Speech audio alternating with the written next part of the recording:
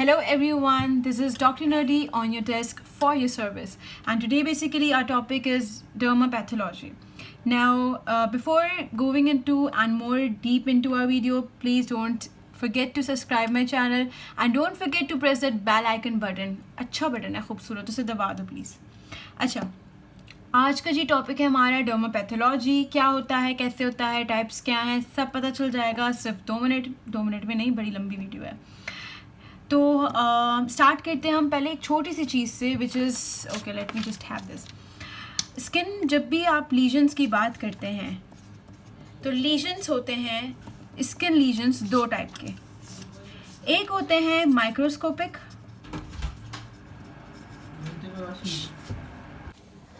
एक होते हैं जी माइक्रोस्कोपिक लीजन्स होते हैं, और एक होते हैं मैक्रोस्कोपिक लीजन्स. अब माइक्रोस्कोपिक लीजन्स वो जो हमें माइक्रोस्कोप से नज़र आएंगे, मैक्रोस्कोपिक वो जो हमें विदाउट माइक्रोस्कोप हमें लीजन्स नज़र आएंगे. स्किन लीजन्स माइक्रोस्कोपिक की बात करूँगी और मैक्रोस्कोपिक मैं अलग वीडियो में बताऊँगी, अलग अलग टर्म्स हैं इनकी, ठीक है. जब हम माइक्रोस्कोपिक लीजन्स की बात करते हैं तो हमें जब भी स्किन लीजन होता है तो उसके लिए हमें हमेशा बायोप्सीज़ लेनी पड़ती हैं, और बायोप्सीज़ जो होती हैं हमारे पास, उनसे हमें जो हिस्टोपैथोलॉजिस्ट होते हैं उनको जो भी फाइंडिंग्स मिलती हैं उसे हम कहते हैं, Why should I write these things? उसे हम कहते हैं ये डर्मापैथोलॉजी. जी हाँ, डर्मापैथोलॉजी माइक्रोस्कोपिक लीजन्स को कहते हैं जो हमें बायोप्सीज में मिलती हैं. That's it. अब देयर आर फ्यू टर्म्स, कुछ डेफिनेशंस हैं 5, 6, 7, वो बहुत सीक्रेट डेफिनेशंस हैं, और again telling you guys that this information is taken from basis, from boards and beyond, from Pathoma, from first aid. जितनी भी reliable sources हैं MBBS की, I've tried to cover all of them so that one video में all of your contents should be covered, right? पहली video जो हमारी है basically जो पहला हमारे पास डेफिनेशन है वो है हाइपर कैरेटोसिस. नाउ हाइपर कैरेटोसिस का मतलब क्या है? हाइपर एक्चुअली मीन्स किसी भी चीज़ की एक्टिविटी इंक्रीज हो जाना, हाइपर इंक्रीज्ड, और कैरेटोसिस मतलब कि हमें पता चलता है कैरेटिन फिलामेंट. और सबसे इम्पॉर्टेंट बात मैं बताती चलूँ, हमें स्किन वीडियो के जब स्ट्रक्चर में, आई होप के you guys are here with full knowledge of skin anatomy. If not, you can go back to my previous video and watch it. वो बहुत शॉर्ट वीडियो है, उसमें पता चल जाएगा, otherwise I repeat it here. Skin की जो first layer होती है स्ट्रेटम कॉर्नियम, उसमें हमारे पास होती हैं स्ट्रेटम कॉर्नियम में कैरेटिन फिलामेंट्स. क्यों? क्योंकि भाई हमारे पास जो कॉर्नियम है वो स्क्वेमस सेल्स की है, रफ एंड टफ एनवायरनमेंट के लिए.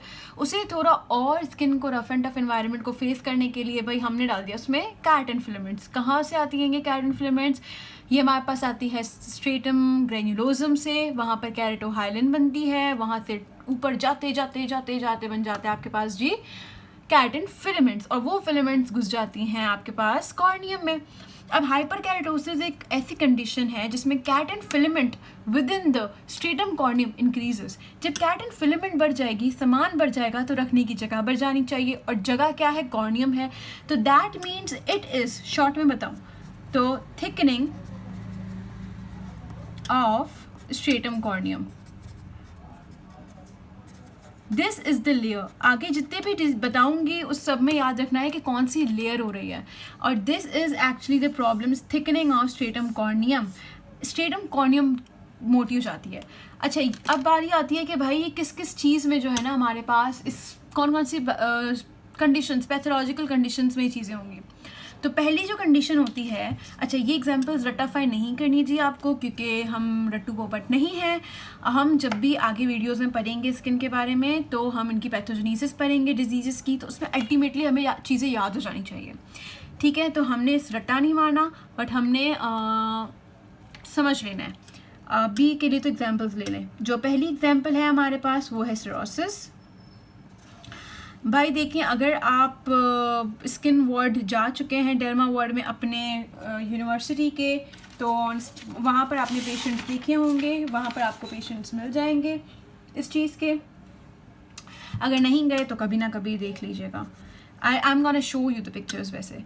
And the second condition is callus. अब कैलस क्या चीज़ होती है भाई, जब आप गिटार बजाते हैं या फॉर एग्जांपल जो भी इंस्ट्रूमेंट बजाते हैं कोई भी, तो जब भी बजाते हैं तो ये जो एरियाज़ होते हैं ये थिकेंड हो जाते हैं। जब ये एरियाज़ थिकेंड हो जाते हैं, नहीं ऐसे प्लाक टाइप बन जाता है थिकेंड, उससे हम कहते हैं कैलस।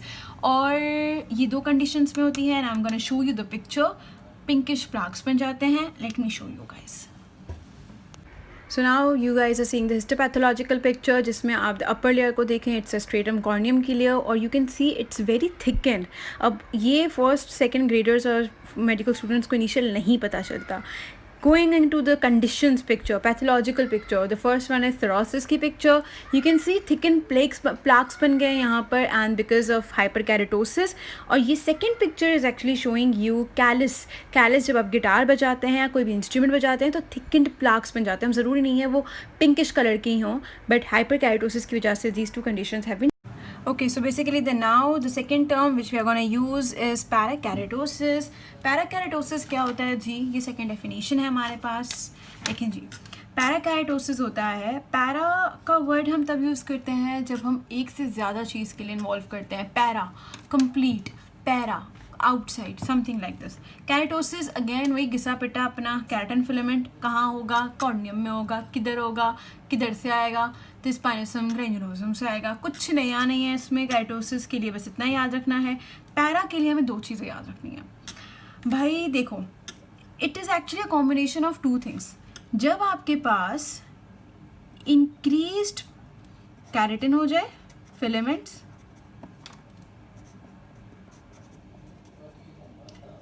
प्लस कुछ मज़ेदार, विच इज़, ये ज़रूर उनको नहीं पता होगा जिनको स्किन स्ट्रक्चर नहीं पता,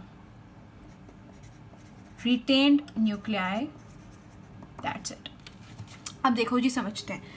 हमारे पास जो स्किन की लेयर होती है स्ट्रेटम कॉर्नियम, अपर लेयर, उसमें मैंने कहा था कि ज़िंदगी में कभी नींद में भी कोई जगा दे तो या और पूछे कि स्ट्रेटम कॉर्नियम के फीचर्स बताओ, तो नॉन पैथोलॉजिकल यानी कि नॉर्मल फीचर्स जो हैं वो दो आपने याद रखने हैं। पहला याद रखना है भाई, कैरेटिन फिलामेंट्स भर भर के भरा हुआ है।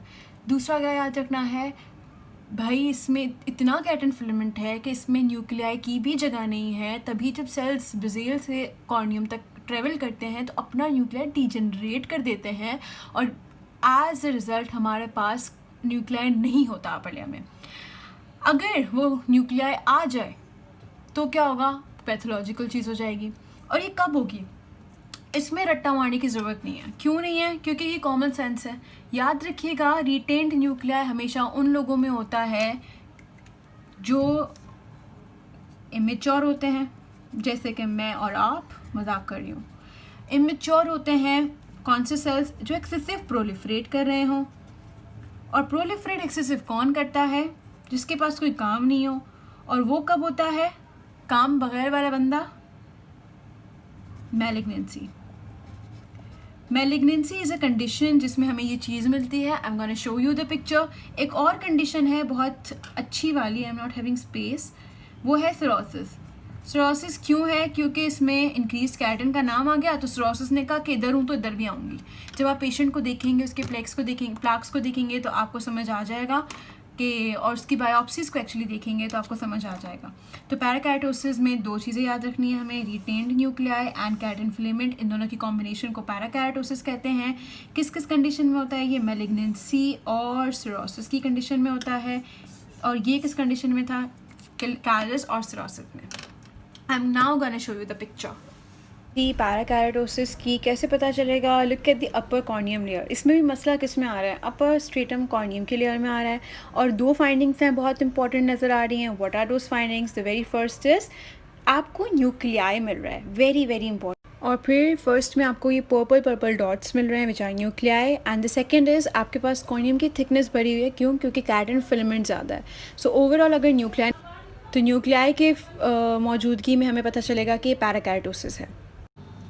Okay, now so basically now the term we are gonna use is hypergranulosis। next term है जी हमारा, इसमें क्या होता है हमारे पास होता है हाइपर का अगेन मतलब होगा आपके पास किसी भी चीज़ की एक्टिविटी इंक्रीज़ हो जाना या किसी भी चीज़ की क्वांटिटी इंक्रीज़ हो जाना। और ग्रेन्युलोसिस का क्या मतलब होगा? जब आपके पास ग्रेन्यूल्स की फॉर्मेशन बढ़ जाएगी। ग्रेन्यूल्स की फॉर्मेशन कहाँ बढ़ेगी, कहाँ बनते हैं? जब हमने हमारे पास एपिडर्मिस का स्ट्रक्चर अपने पास पढ़ा था तो हमने पढ़ा था कि अपर मोस्ट लेयर हमारे पास कॉर्नियम होती है, कॉर्नियम में हमारे पास केराटिन फिलामेंट्स होते हैं, उसके बाद हमारे पास कौन सी लेयर आ जाती है, उसके बाद ल्यूसिडियम लेयर आ जाती है, उसके नीचे हमारे पास ग्रेन्युलोसम लेयर आ जाती है। तो ये ग्रेन्युलोसम लेयर होती है, फिर हमारे पास स्पाइनोसम आ जाती है और फिर हमारे पास बेज़ेल आ जाती है। तो बेज़ेल से स्टेम सेल्स जाते हैं, स्पाइनोसम्स में डेस्मोसोम्स होते हैं। ग्रेन्युलोसम की जो लेयर होती है स्ट्रेटम ग्रेन्युलोसम, उसकी आदत ये होती है कि उसमें हमारे पास सबसे ज़्यादा ग्रेन्यूल्स बनते हैं। किस चीज़ के ग्रेन्यूल्स बनते हैं? केरेटोहाइलिन के। अच्छा जी, केरेटोहाइलिन के ग्रेन्यूल्स बनते हैं। These are very very important. जब केरेटोहाइलिन के हमारे पास ग्रेन्यूल्स बन जाएंगे तो बेसिकली जब ये बढ़ जाएंगे तो कहाँ बढ़ेंगे? ऑफ कोर्स ग्रेन्युलोसम में। दैट मीन्स हमारे पास इस डिजीज़ में जो स्ट्रेटम ग्रेन्युलोसम है उसकी थिकनेस बढ़ जाएगी, राइट?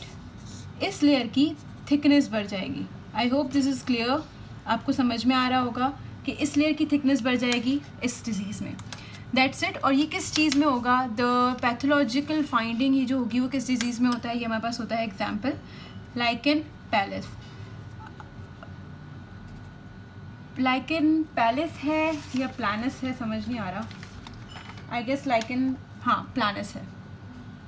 लाइकेन प्लानस ये क्या होता है जी? आपको डिजीज़ आगे पता चल जाएगा आराम से। अभी हम लोग पढ़ते हैं नेक्स्ट टर्म पे। इससे पहले I am gonna show you a picture, वो आप पिक्चर देख लें ज़रा।